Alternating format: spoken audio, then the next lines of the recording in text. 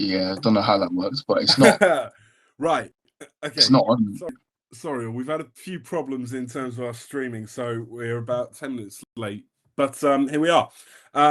Welcome to the Rundown, which is Tank's weekly roundup of all things Bucks American football in the UK. My name's Ewan Campbell. I'm here for the second time. Kwame, how are you doing? I'm good, thank you. And You're yourself? still good. You're still I'm good. good. Nothing's changed in the past 5 minutes, 10 minutes. I'm glad to hear. I'm glad to hear. So, these are our last week of fixtures before we go into the Christmas break. So we'll go through all the results of the week just passed, which was week 8, and then we'll go into some predictions for the rest of the season and what sort of things we think we can begin to expect. Kwame, let's start where we always start, which is the National Prem. We had 2 games in the National Prem this week. First off was Leeds Beckett 6, Uwe Bullets 42. When we spoke about this fixture last week, your key things that you said for Leeds were score, don't let your heads drop, keep it below 50. Leeds managed to do all those things this time, and I think it was the first time this season that they had a score against one of the big 3 and kept it under 50. So positive signs for Leeds Beckett.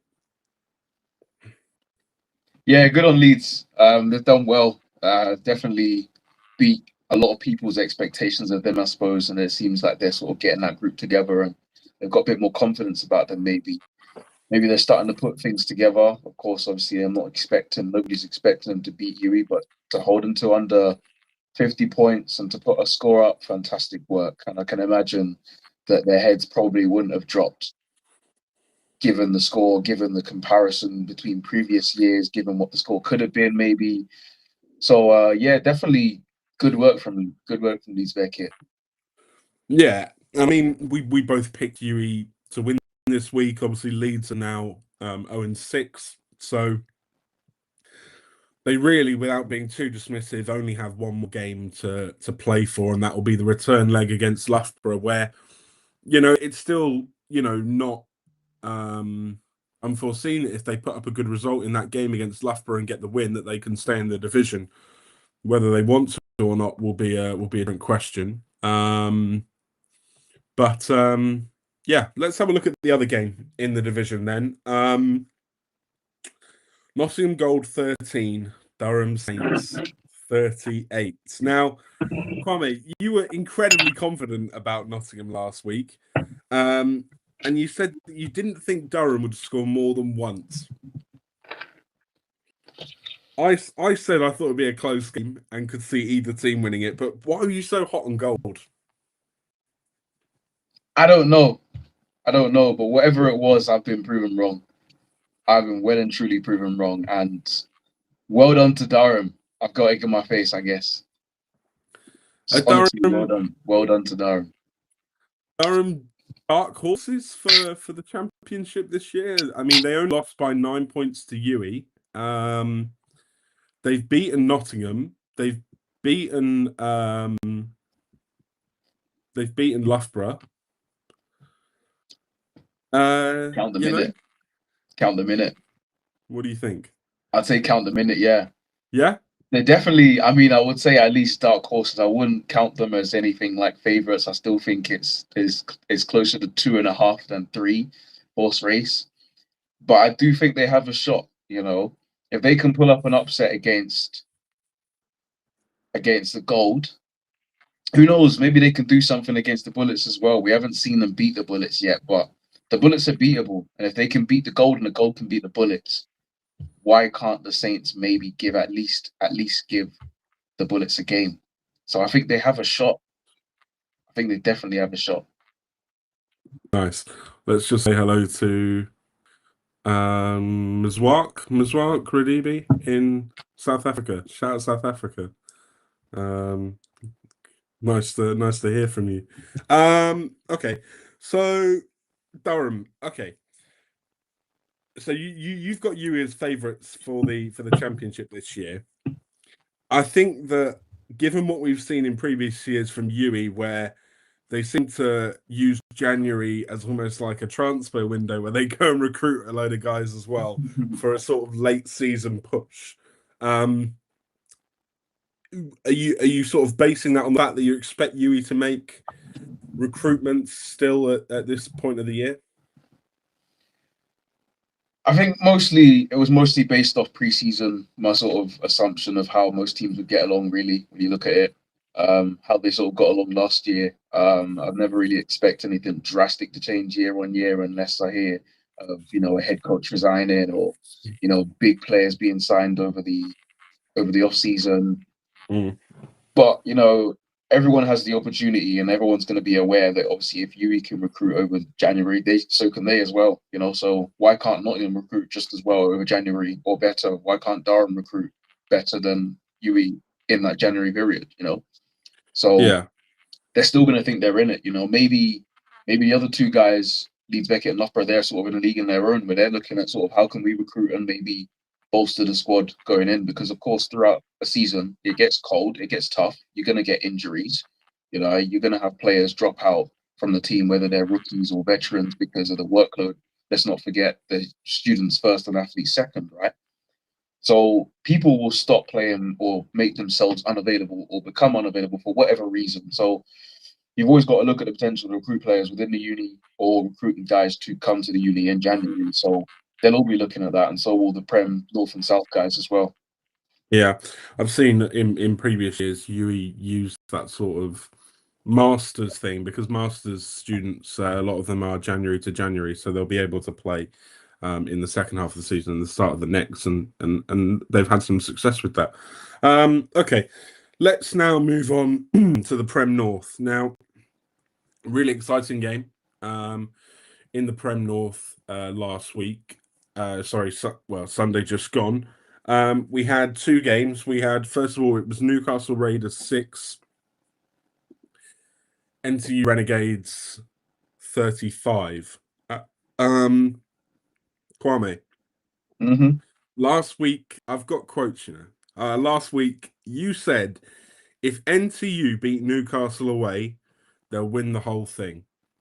Now, they won by 29 points in the end, which takes them 4 points clear at the top of the division. They've played 4, lost 1. Only lost that early game to Warwick by 3 points. They've got the best offense in the league. They've got the best defense in the league. Is it theirs to lose? Definitely. I think they are by far and away, they're slowly starting to etch their way out as favourites over everyone else. Earlier in the season, I said sort of, it could be a 3-horse race, it could be a 4-horse race. We know who the one team struggling is, but right now it just looks like, NTU are sort of slowly creeping away with it, and they're just going strength to strength. Obviously they lost the first game, but since then they've put everything together. They've put together a series of wins, and they look like the informed team in the league. So they're definitely the guys to beat, and it's theirs to lose right now. Yeah, they beat Newcastle 25-0 in their first game, and then I mean, and then they haven't played them. They're playing them at Nottingham in. Okay, that's interesting. So on Bucks Play, it's written down as 25-0. But we've got from Inside Brickball 13-38. So I think that's a mistype on Bucks Play. But yeah, still really strong. I mean, you predicted a close game, but does this kind of just show? I think it shows how much NTU has sort of grown as the season's gone on, really. To the point now where they're on a roll, and it's going to take a lot to stop them. So you predicted Newcastle in this one. I took NTU in I think they're calling it the Hat Derby. Have you seen this? Why? Because on both of the club's logos, NTU have got a little guy with a hat, and Newcastle have got because they're Raiders, like they've got a horse and a hat, I think. So silly. So they won the horse derby. So You know, it'd Newcastle be goes. hilarious if they actually had a hat that they would pass on to like the winners, Yeah, that'd be good. Like they play and for a hat. the head coach has to wear that hat Has to for put the the hat next on. game Yeah, between them. that'd That'd be be hilarious. something. That'd be good. Um, okay. So that puts Newcastle to 2-2. Now they are technically fourth based on um their points difference. They're -16, but they have won two and lost two, which is the same as Warwick, and it's the same as Northumbria as well. So it's a really close division between those four teams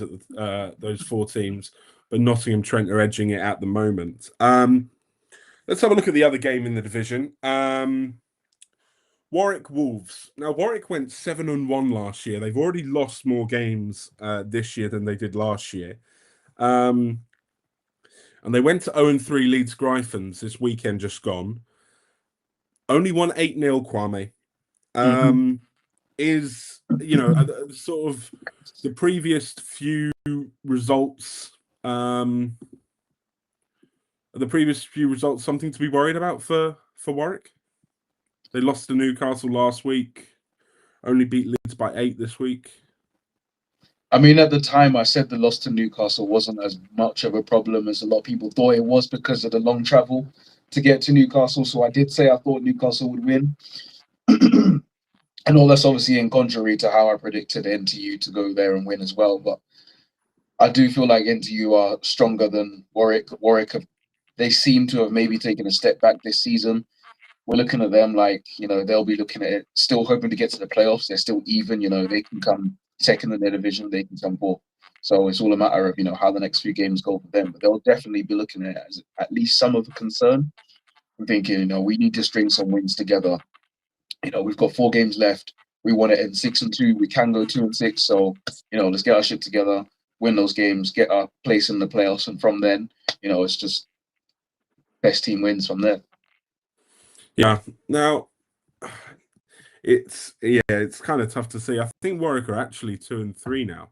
I don't think their fixture hasn't been placed yet on Bucks Play, but they are 2-3 now, having lost 3 games in a row. So they lost.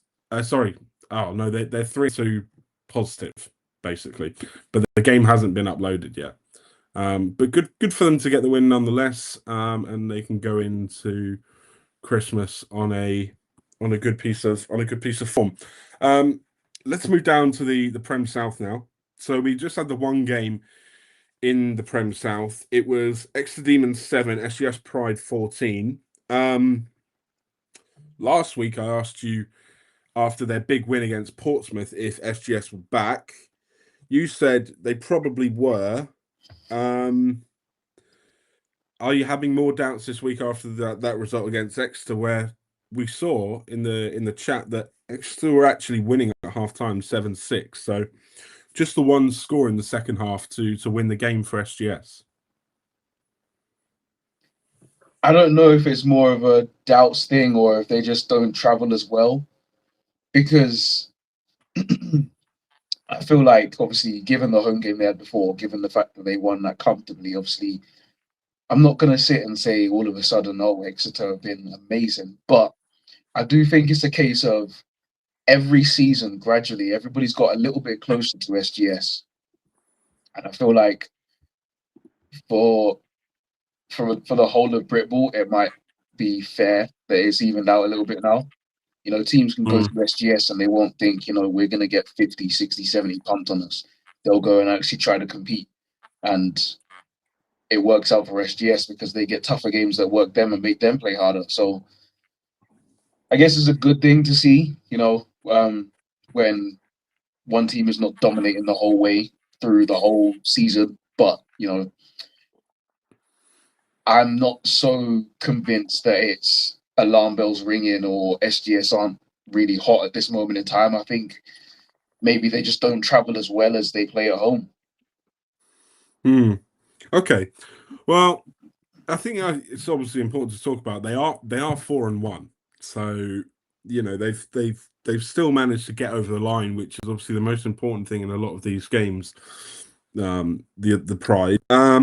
Good for Exeter as well, not to concede a lot of points. Their defense has stood strong in a few of these sort of tough games against sort of Brunel and SGS. And only conceding 14 points compared to how Portsmouth did in their 2 games means that they kind of have the upper hand going into a playoff against Portsmouth, should it comes down to points conceded.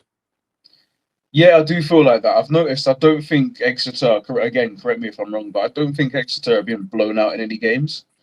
You know, the loss to Brunel was 17-point loss, but again, away closer than all the other games they've been.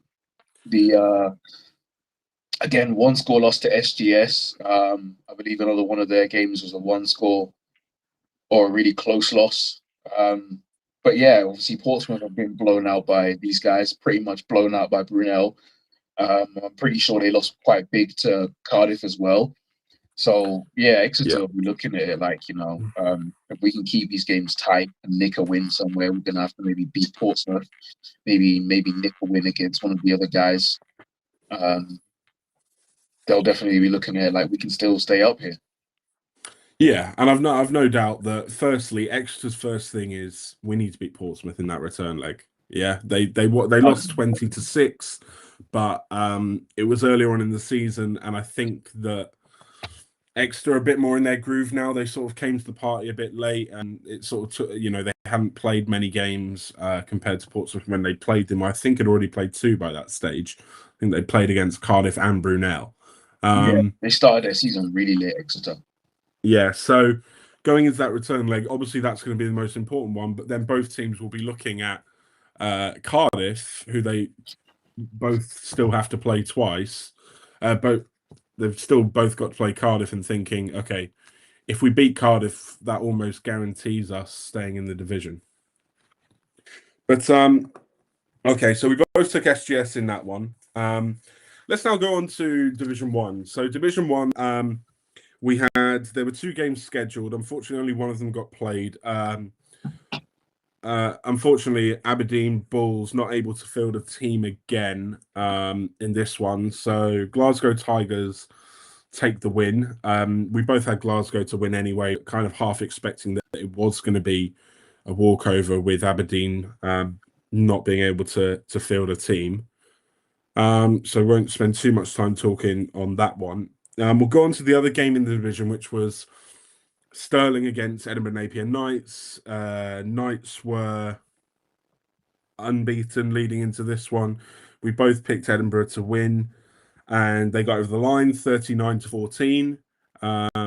Strong win for Edinburgh, who have put up 169 points in 5 games, and they've only conceded 20. So they're looking like the strongest team in the Scottish division for sure. Would you agree?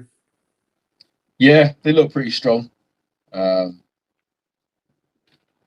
lost connection there for a second. They look pretty strong, to be fair. They look like they're getting the job done. No real serious problems, no complaints.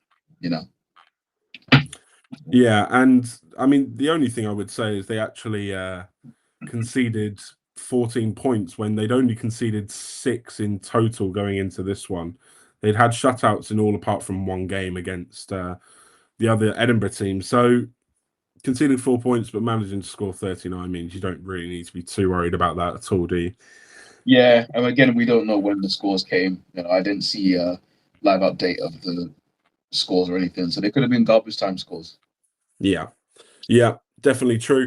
Okay, let's go on to the next division, which was the Northwestern division. Northwestern, we had just the one game between Northern Division, Edge Hill Vikings against Manchester Tyrants.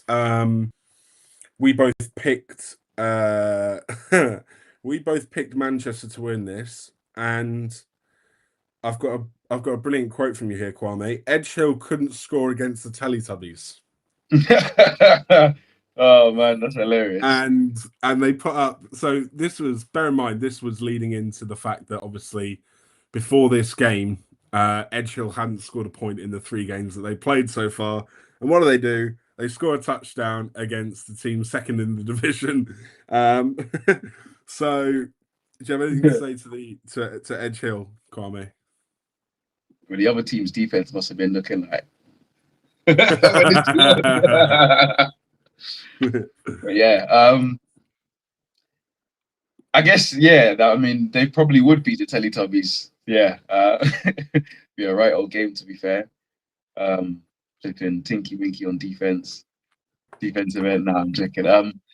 Yeah, it's an impressive score for them. I didn't expect them to do anything. So, again, someone who's down south with zero knowledge of anything that happens up in Scotland, forgive me for being wrong, but I'm impressed. They've shown that they've come to play football. They're not just here to piss around all season. They've given the guys in second place a lot more of a game than they've given to the previous opponent. So, well played.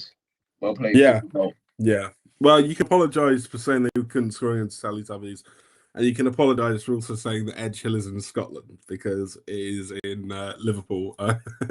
Wherever it is, the whole thing up north, Scotland, it's all the same to me. Once you get past Manchester or wherever, once you get past it's all the same thing.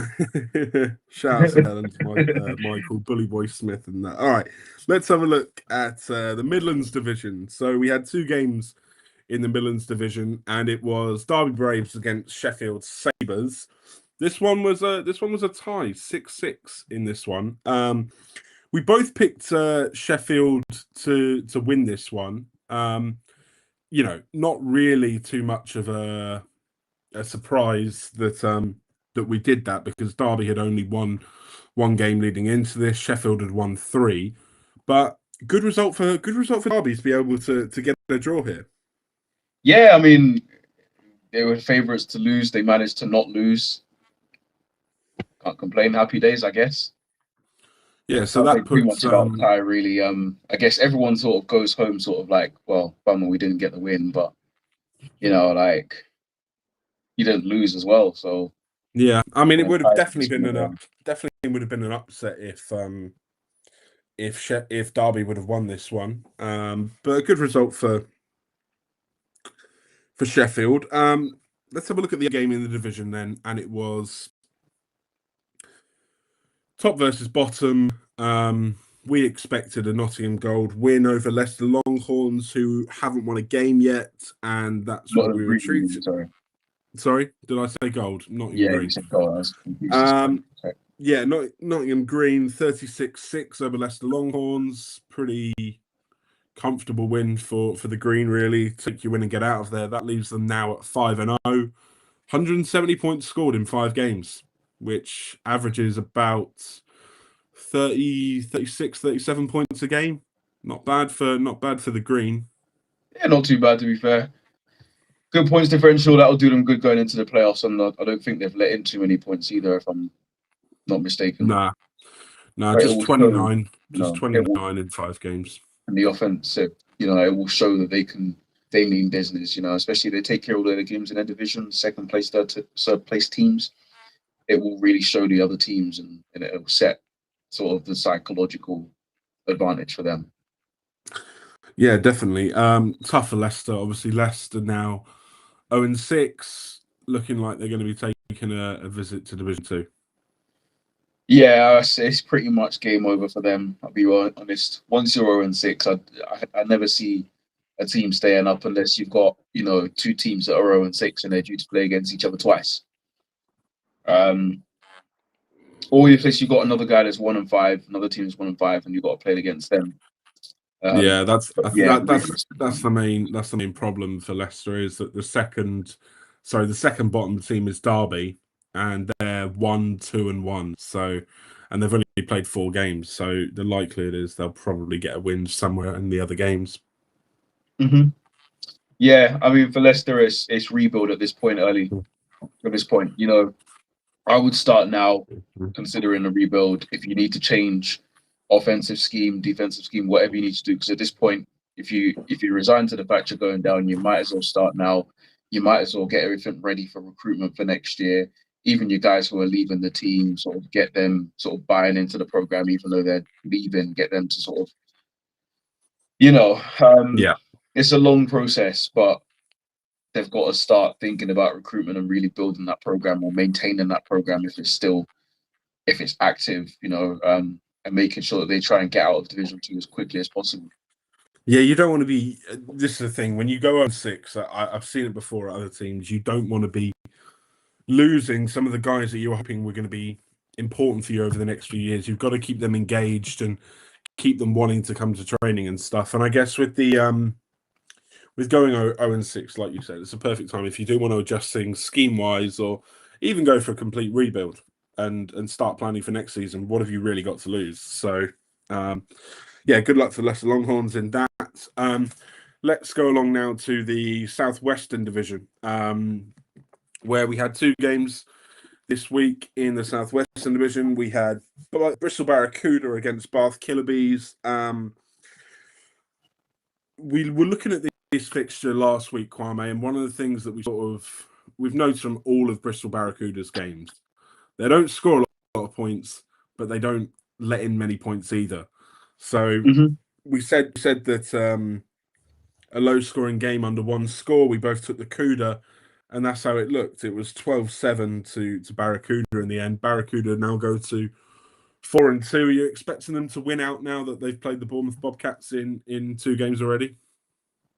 Yeah, I see the rest of their games going pretty much the same. Don't score a lot, but score just about enough to win.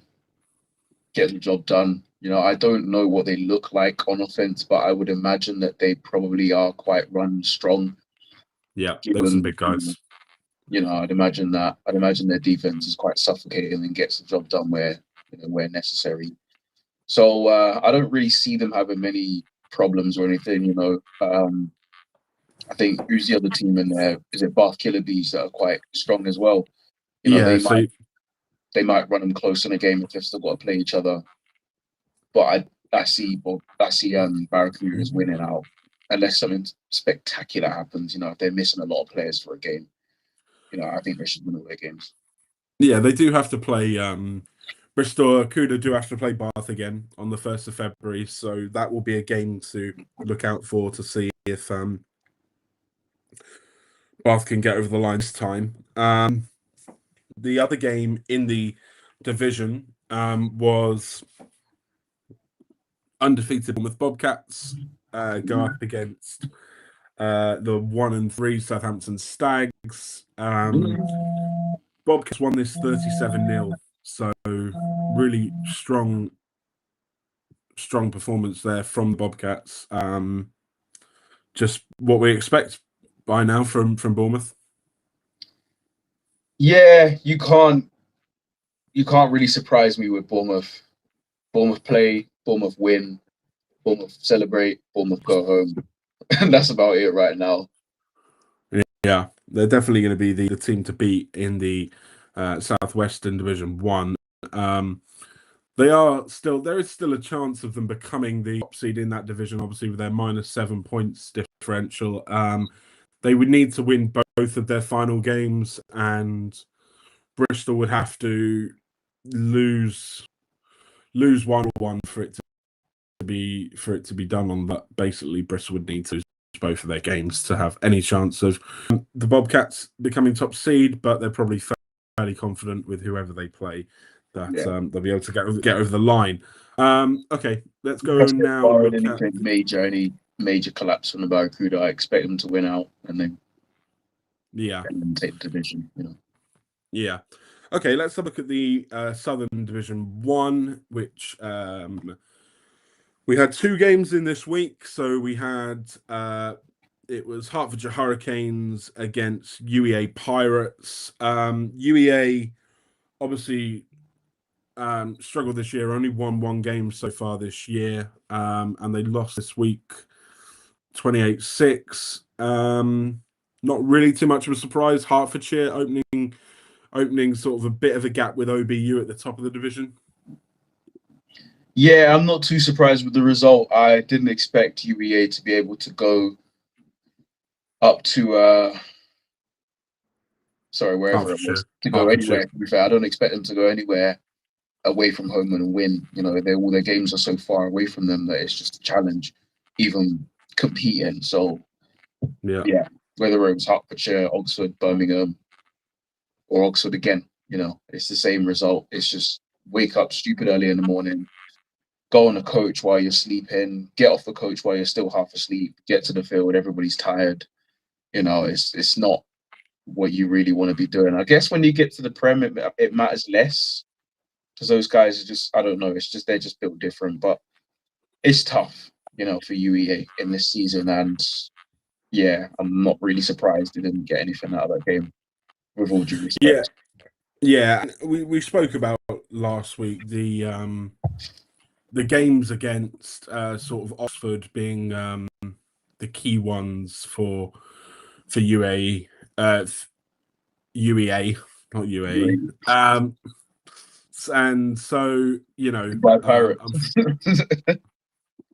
yeah. So unfortunately, when they beat Oxford in that first game, you could sort of expect that they were hoping to be able to get the win in the second game, but it does look tough for them to be able to.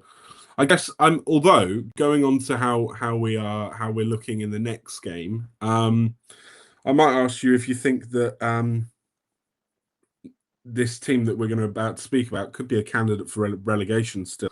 So let's go over to OBU. So OBU were 3-1 coming into this one against the 2-2 Birmingham Lions. It was a replay of Explosion where OBU won 6-0 on Birmingham soil. We both took OBU in this one, and they showed up 34-0 against the Birmingham Lions. Biggest scoreline than you predicted, Kwame? I did not see a 34-0 coming. I had confidence in Oxford Brookes winning, not only because they won at Explosion, but given the return fixtures now home field advantage, you're expecting a bigger win. But I expected maybe Birmingham to put up more of a fight. Given your reputation as not only as a prestigious uni, but as a top, 5-time champion, going down to division with Hertfordshire, 4-time champion. Yeah, cool. They lost the first game, showed up in the reverse against that, but to be manhandled by Oxford Brookes, who have only just come up, with all due respect to Oxford Brookes, 2 years ago, Birmingham are looking at like 2 years ago, we were Prem and they were Div 2. They've just strangled us. The fall from grace is absolutely ridiculous from Birmingham. At this rate, I'm looking at it and alarm bells are ringing. They need to start doing something correct, because at this rate, they will be looking like relegation candidates. I think it's I think they're safe this season, but with UEA most likely going down, but there will be questions being asked, because they're slipping closer and closer towards that half of the table than to the side of the table they want to be in. Because we all had, well, I wouldn't say we all, but a lot of people probably would have had Birmingham Lions as favourites to go back up, with the Bournemouth Bobcats. Yeah. And probably Hertfordshire Cheetahs are probably in there as well, just because of their prestige as well. Hurricanes, but yeah. Sorry, yeah, Hurricanes. I'm thinking of Hertfordshire Hurricanes. My bad. Yeah, but no, it's a shock. It really is a shock. Yeah, no, I think you're right, and I think with the obviously, so if I'm UEA, I'm Birmingham. Here, listen, let's get this out of the way. Birmingham smashed UEA a few weeks ago. Okay, they put 36 points on them. Since then, Birmingham have had 69 unanswered points against. So they haven't scored in they've been shut out in both of their last 2 games. So if I'm UEA, I'm looking at Birmingham thinking, that's my ticket to the big time. That's my ticket to being able to stay in the division. So, Birmingham have got a lot of work to do. You told them last week that they should be running laps after that result last week. If you were head coach, you'd get them running laps. I think they need a bit more than laps. Would you agree? This reminds me of when I played football. So this kind of football with your feet. Yeah. So this was probably one of my last year's play. So back in like year 10, right? Whenever we lost the game where we were clearly the better team, or we didn't deserve to lose, or we lost because someone did some stupid shit, or somebody made a mistake, or whatever, any game that we were expected to take care of and we didn't play well enough, our coach would make us do the hill, right? Which was basically half a lap of South Reading. Which was, we were in football boots, right, running up the hill. Can you imagine like a group of 20 teenagers, kids running up a hill? We've got one coach ahead and one coach behind, and you got half of these boys trying to take shortcuts, trying to find our way out of it. I bet. And it's like, you've got to make it within a certain time.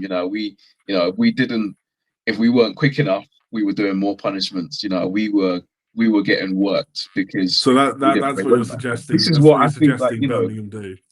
Birmingham, honestly, I think you might have to just run to fucking Coventry at this rate, because something needs to be done. Something needs to be. Well, they've still got to play Oxford Lancers twice, who are below them in the division, and they have to play UEA again as well. So there are opportunities for Birmingham, but I just think that it's not. I mean, they've scored 51 points in 5 games and they've been shut out 3 times. Like, it just feels like offensively, UEA have actually only scored 3 points less than Birmingham. So it's not inconceivable at all that Birmingham get themselves involved in a relegation dogfight. Okay, let's have a look at the final fixtures in the Division 1. There were 2 games, and we had KCL against Brighton. Now, we looked at sort of KCL Brighton as being a bit of a battle. We weren't really sure which way it was going to go. You took Brighton, I took KCL, and did you see who came out on top, Kwame? I did, but I can't remember the score on this one. I feel like it's gonna catch me off guard when you say KCL won 13-8. So 13 or 33-0? 13, 1-3. 1-3. Yeah, so close. I mean, this division is really hard to pick a winner. KCL are currently unbeaten. They drew with Kent. They obviously beat Brighton this week, which took them to the top of the table. 85 points. So they've not got a massively, high-powered offense. They're scoring about 20 points a game. Defensively, though, they've only conceded 15 points in 4 games, and 8 of them came on Sunday. So KCL looking like the strongest team in the division, would you say? I feel like they're taking a step forward towards it. I mean, I was looking at Brighton at the start of the season. Like, yeah, they're doing really well, but to see them get taken care of twice already, KCL taking care of them. Also, I wouldn't take my eye off Kent as well. Yeah, they're in there somewhere, but KCL are looking strong. Obviously, I know 1 or 2 of their coaches down there. I know they mean business, so it remains to be seen if they can carry on the momentum and take it into the postseason. But I do feel like all 3 of those teams I mentioned will be looking at it and will be in the playoffs and will be looking at it trying to win, essentially. Yeah. And that leads us on to our other game, the bottom 2 teams in the division. It was Kingston against UCL. So they played each other. This is now 2 weeks in a row that Kingston have played against UCL. Last week, I'm sure you remember this one. UCL yeah, I hate this. I hate both of these teams. I don't like either of these teams anymore. So we didn't pick UCL last week because Kingston had conceded a lot less points. UCL got the win. Mm-hmm. And so going into this week, you thought to yourself, right, I'm gonna stick with UCL after their win now. And I took Kingston, and Kingston came out on top. They avenged their loss, 12-0. Mm-hmm. First win of the season for the Cougars after, I don't know if you remember, but in their first game, there was something to do with the SU. I think the SU didn't book didn't book the coach to go to the game. Do you remember that? Oh yeah, I heard something about that. Yeah, We, that's why. we, we had a go we had a Yeah, go at we had a go at the SU for not yeah, I for remember. I not remember booking a that. I coach, remember that. Yeah, and they finally get their first win of the season, and it could be a really really important one because they've got a massively superior points difference because of UCL's, I don't want to say terrible defense, but they've conceded a lot of points. let's be real. It's a 160 terrible defense. in 5 games, so they've conceded 32 points on average a game, nearly. Did they have a shutout against Kingston last time when they won? No, it was 21. It was 21. It was 21-16. But they managed to get a shutout this weekend, Kingston. So yeah, I mean that 120, 130. That's nearly 30 points a game. Yeah, I mean they lost. 35 points a game. They lost heavily to Kent, 54-0 to Kent, and then 43-0 to Brighton. So that's where a lot of those points have come from. Okay, let's now go into Division 2. And we're going to our favourite division of all. Where? Should we have a drum roll? Oh, I There's know been a where it win. is. There's been a win in the Northeastern tier in week 8. Finally. Sunderland won. Sunderland won against YSJ Jags. It's the first win in the division this year. You took a tie, which is totally understandable. I took YSJ anyway, so neither of us get any points there. But Sunderland shoots the top of the table with a big win.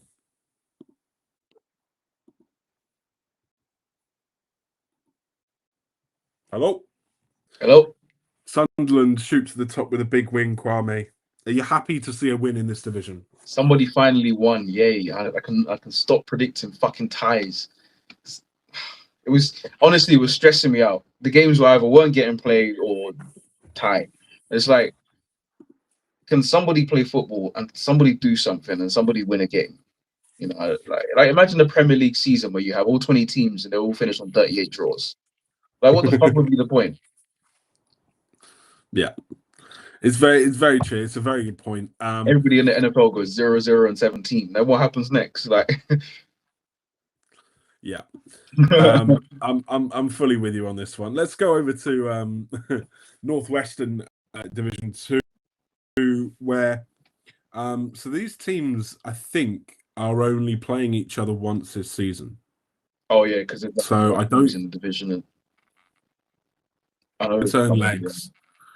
There's no return legs, so there is only one game this week as well, and it was first game of the season for Liverpool John Moores. So LGMU had their first game of the season, and they were playing against Kiel, who had played one game themselves and had lost it. You took Kiel in this one. I took LGMU. LGMU won 27-0. So just shows that, even this late in the season, you can still come in and start the season nice and hot for Liverpool. Well played to them. To be honest, I only picked Kiel because it sounds like Kiel Baltic Hurricanes in the GFL. But I want to see a game between the two of them. Obviously, it's quite obvious who's going to win, but it'll be fun to have them play against each other. Let's have a look now at the Midlands division. So we had Lincoln against DMU, the Montfort Uni, which unfortunately was postponed due to a waterlogged pitch. So we can sort of quickly move on from that one and go down to the Southwestern Division 2, where we just had the one game. It was the two teams that hadn't won a game going into this one. Aberystwyth against Bath Spa. And Aberystwyth 2, Bath Spa 18. You took Aberystwyth because they were the home team and you thought it sounded like a long way. I took Bath. Bath came out on top. That puts Bath at 1-1, puts Aberystwyth 0-2. Mm-hmm. Yep. But Aberystwyth defense have the beautiful honour of scoring before their offense this season. You see, if it happens on the first drive of the season, right? The other team drives first. You kick to them. They drive first. Pick six, right? Or you force them back, safety, right? That's great. If your defense gets your first score of the game and it's more than one, realistically more than half of a game, you're not doing something right. No, if I'd be getting very loud if I was on that defense, and I'm sure you would be as well, wouldn't you? Yep. Oh yes. Okay, let's have a look at the Southern Division. We had one game in the Southern Division 2, which was Reading against Solent Redhawks. Reading are top of the division. Solent are 0-3, but no, they didn't score this week. But considering that in their other games, Reading had won 41-8 and 28-6. Positive signs for the for Solent that they're able to keep them to just the one score. Would you, sorry, just the 14 points. Yeah. It's looking good. It's looking a little bit better from It's looking a little bit better from Solent. I heard when they were down, but unfortunately I missed the game. But yeah, when I remember earlier in the season, I said honestly I would just like Solent to just compete. You know, I wasn't expecting them to win any games, just to not get battered in every game, keep the score tight, keep their heads up, and just take it play by play or drive by drive. And I did say that Reading were the gold standard for Div 2. They are the team that seems to go up, go straight back down, or maybe go up, stay up for a season and go back down. But they always seem to bounce straight back up. So I always said, if you want to beat Div 2 teams, if you want to come out in Div 1 and survive, you have to be able to beat Reading. They are like almost like the litmus test at this stage for if you're good enough to be in Div 1. And for Solent, who realistically have been ranked probably at the bottom of Div 2 for as long as I can remember right now, for them to run Reading, you know, relatively the field as mud as well. Even still, I've played on some horrible field. I know how it feels, and sometimes even if the team is way better than the other team, they can keep it a close game, in a horrible field. So it really separates the ballers from the gritty ballers. The pretty ballers from the gritty ballers. Yeah. So Brian, but I'd like to hear from Brian. Brian, are you saying that Solent weren't anything special and actually it was just a pitch? Because I mean, was he from Reading or is he from Solent?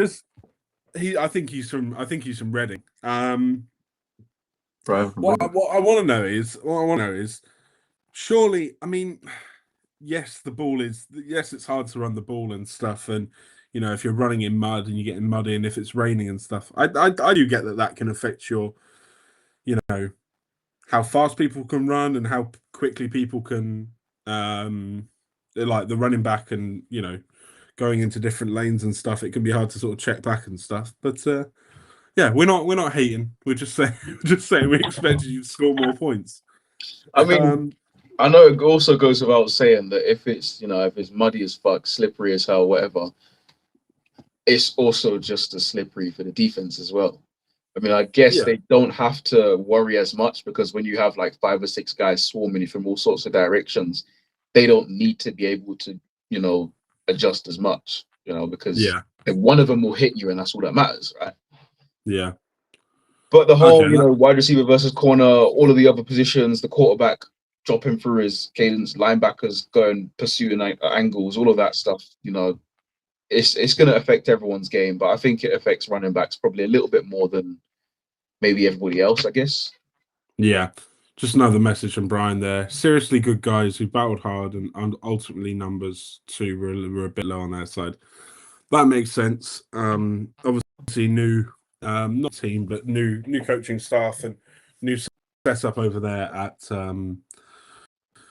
Solent. So yeah, good luck for the rest of the season, Brian, over at Knights. Okay, let's have a look at the Southern Tier 2 now. We've got 2 games that we had in there this week. That's not Southern. That is Southeastern we're looking for. That's the one. Southeastern. So we had 2 games. We had City Wolfpack against QMBL. We both picked QMBL to win this one, although I think City. I don't think City had actually. Okay, so City hadn't played a game yet, hadn't lost a game yet, but they had only played 2, 1-1, drawn 1. QMBL were 2-1. We both took. No, you took QMBL. I took City Wolfpack in this one. QMBL came out on top, 20-0 win away from home at City Wolfpack, which puts QMBL at 3-1, Imperial are 3-0. City Wolfpack still with a shout of having a strong end to the season. They've only played 3 games so far, so big second half of the season to come. Lots of games for them. Kwame, anything to add? I know you picked QMBL. Yeah, I mean, they got the job done as I expected. I feel like they are. I feel like they are in a similar situation to Reading, where they tend to sort of be one of the better or more favoured teams in Div 2, and they tend to maybe not be so much in Div 1. Of course, I remember playing against Queen Mary a few years on the stretch, so they obviously managed to stay in the division. But as for City, I don't think it's any situation of alarm bells ringing. I think, with Div 2, you've got the lucky situation of if you finish at the bottom, it doesn't matter because you will play against the same guys next season and you get familiarity with that. You learn how other teams play. They'll pick it up a little bit more. They'll pick up sort of their program. They'll sort of improve as things go on. And hopefully they can start to put things together as well. But, I think they are just sort of comfortably just nestled in Div 2 at the moment. I don't see anything that makes me believe that they really can go and win this division or go and win it next season or anything. But they're comfortably there. They're not going anywhere. Yeah. Okay. Let's have a look at the game of the week. So, as always, I mean, we always finish with them, but Greenwich against Essex Blades in Southeastern Division. Neither teams had won a game going into this one. Greenwich were 0-2-1. Essex were 0-3. Had to go, and Greenwich won 16-0 against Essex. You said Essex because of your. Oh, did you pick up the shirt there? No. I turned around and I was like, who's O turned into a who's O went? Unbelievable, Jeff. Yeah, you picked Greenwich due to your Charlton Athletic connections. I picked Essex because of my non-Charlton connections. Greenwich got their first win of the season. Well done to them. They have lost 2 games, but they've only got -8 on their points differential. Essex, unfortunately, 3 points adrift at the bottom of the division. Still with 4 games to go, so something still could change in that division for sure. As top is only top on 6 points, and with the draw, that sort of between St George and Greenwich, that sort of evened things up. Kwame, I'm just going to share my screen and get the tables up. So I want you to pick a winner of each division. We'll do this to finish off. We'll both pick a team to win each division. All the way from Prem to Div 2 each one. All the way from Prem to Div 2. So we'll keep it snappy. We'll just give me your quick reason and who you think is gonna win. Okay. Let me share the screen. Can you see? Still can't see anything.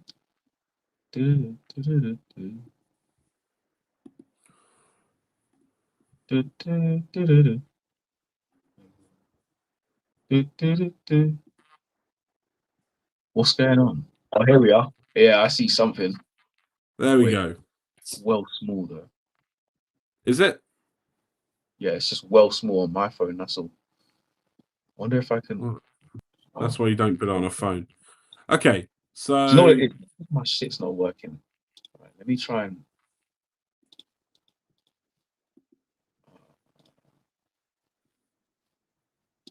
So I'll read out to you. So let's start with the National Prem. Who are you taking as the top seed? Do you think? What's your prediction? National Prem. Oh, this will be a nah. I'm still going Yui. Despite all the other scores and everything. Obviously, I think they'll win the return fixture against Nottingham, and Nottingham will have 2 losses. Okay, I'm gonna take Yui as well. Although I think Durham are one to watch. So shout out Durham. Okay, let's go to the Prem North. Prem North, who have you got here? Who did I say? I said NTU. Who's at the top right now? NTU. Yeah. I think they'll go all the way. After that win against, who was it, Newcastle? I think they'll go all the way. Okay, yeah, I'm gonna take Nottingham as well. Prem South. Who are you taking in? Who you taking in this one, Kwame? I'm taking my Brunel bonus. No Yeah, surprises there.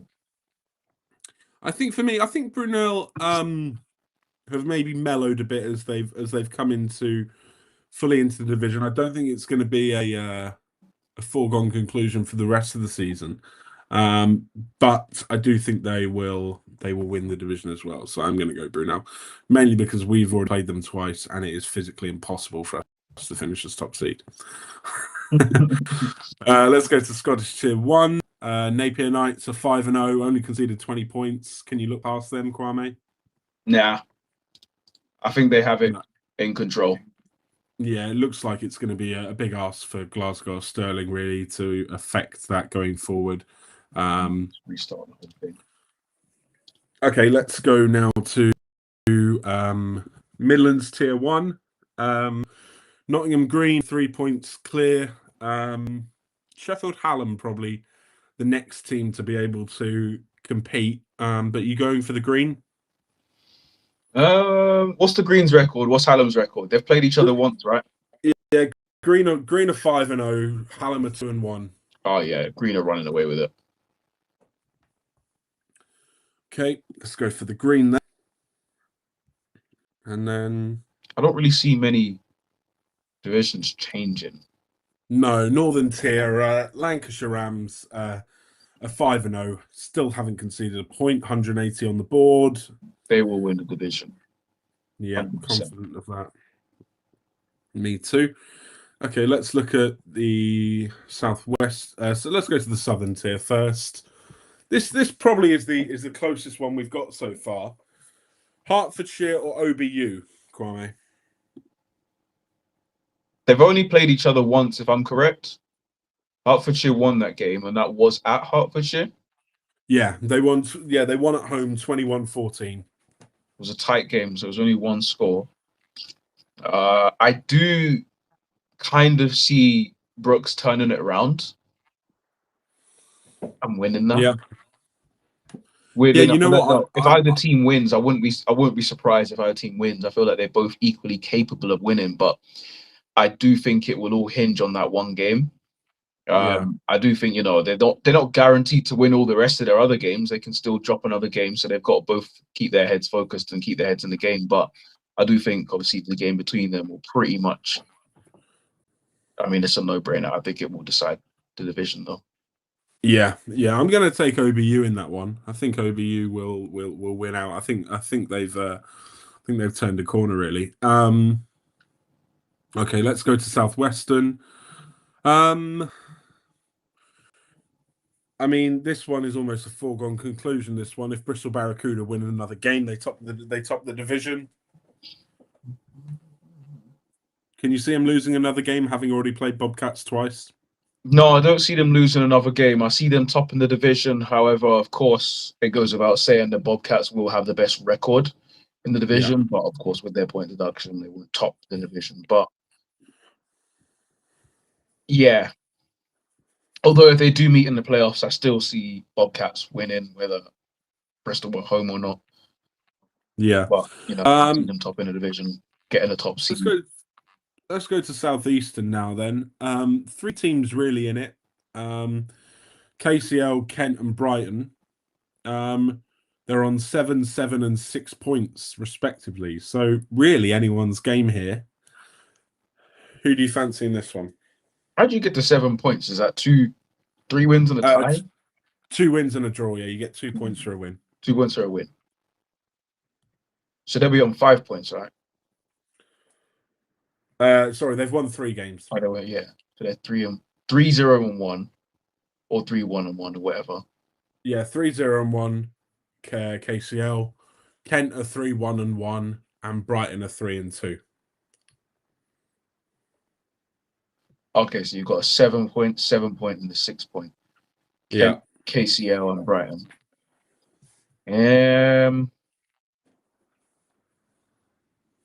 Again, this is a 3 or 3. I don't know who's played who. I'll have to see who's played who. But at the same time, I feel like the momentum is probably with KCL right now.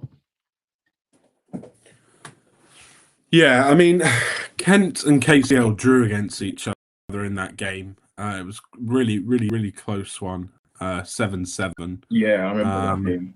And Kent were at home, so KCL have got to play Kent at their place. They've got to go to KCL, get a result. If they do, they could probably win the division. But I feel like home field advantage has been quite strong this year for a lot of teams. Yeah. So you're taking Kent? Yeah, I'll go with I'll go with KCL. KCL, sorry. Yeah. Okay, nice. Let's whip through the Division 2s. I mean, Sunderland are the only ones to have won a game in the Northeastern so far. So I guess, do we have to take them? I guess so, because I don't know when the other teams are even going to... Is there still someone yet to play a game? Because I remember someone up there hadn't played or kept having their games. No, that was Northwestern, but Northwestern? York are 0-2. Yep. Hull are 0-1. Yep. And York are 0-1. So it was York's first game this week just gone. York St John. There's only 4 teams in that division, isn't it? Yeah. Oh yeah, Sunderland seem to be running away with it. I'm not gonna lie. After one game, which is diabolical to say the least. Yeah, I'm going to take Sunderland as well. Yeah, let's take them. And then in the Northwestern Division, Lancaster are 2-0 at the top, 53 points for, 0 against. Is that Lancaster Rams? Yeah, I mean LGMU could come up with something, as could Salford, reasonably. I wouldn't expect Salford to do anything. Yeah, obviously, it's pressure off because it's their first season. I think they're definitely having a go at it and having some fun, because I don't think many people would have expected them to be in the race for it. So no, I mean they've won a game, which they won 30-8 against King. Yeah, that's a great result for a first-year team. Even if they were to lose every other game and win one game, you're beating expectations. The expectations for a brand new team is almost always to lose all your games, or maybe to win 1 or 2 against, if you've got the worst team in your league. But I think they're having a right go at it and they're doing pretty well. But I do see the Rams as just stronger than all the other guys at this rate. Yeah.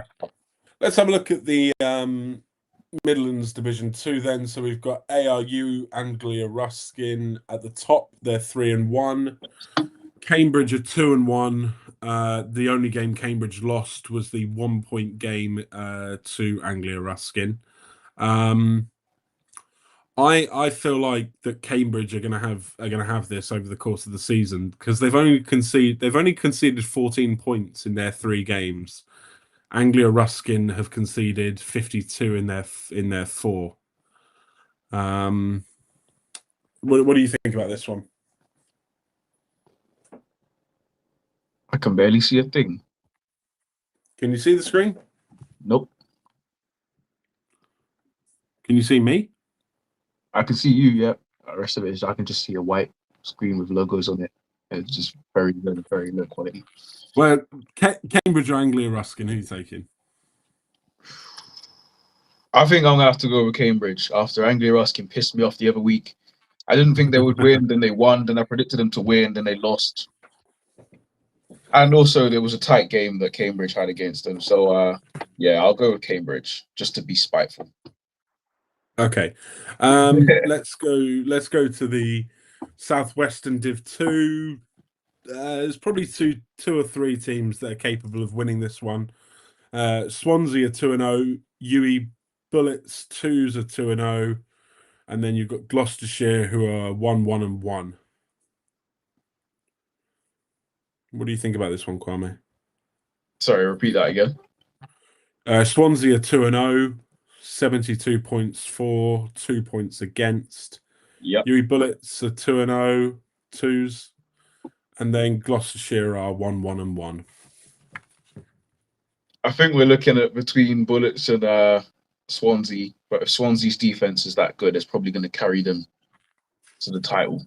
I see they both got the same record, but they just, I'd like to see who they've beaten. They could have beaten obviously the shit guys, but yeah, they're yet to play against each other as well, so that's an interesting one for sure. I'm going to take UE2s that one.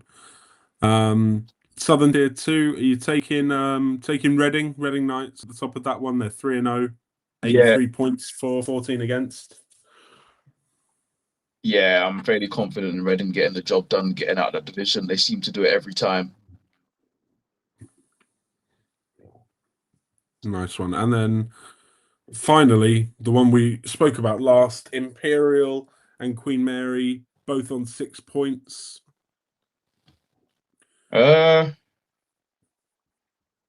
See, it's been annoying because I've been in division with Imperial and Queen Mary.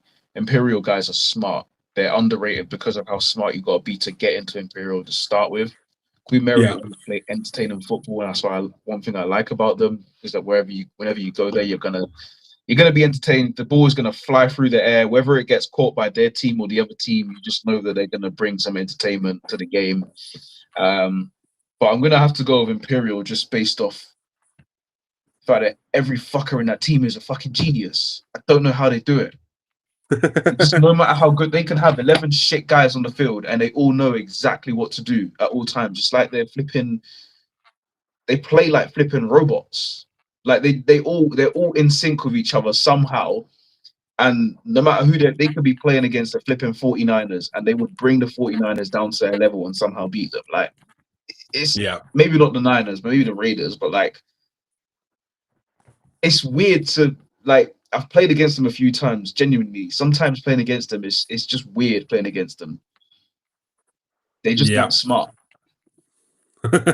Can't blame them for being smart. There's always a bit of banter about who goes to more prestigious university, which is the most middle class thing ever, really, isn't it? Have we covered KCL Brighton yet? Yes, we did, Ollie. Yeah. We spoke about KCL Brighton about 20 minutes ago, but you had one job, but you were but you are able to rewatch the stream and click through. Especially found out if you use a transcript and Command F if you're using a Mac, or Shift and F5 maybe, you can find when we've talked about it by putting it into find on the page and look for Brighton or KCL, whoever you are from.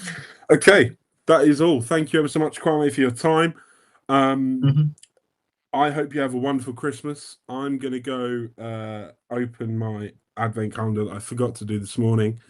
I hope you have a wonderful Christmas, and look forward to speaking to you in the new year.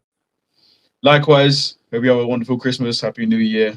I look forward to speaking to you and all the viewers as well. New Year. Yep. Have a great Christmas, everyone, from everyone here at Sport Tank. And Happy New Year. And we'll look forward to talking some more Britball in the new year. Take care.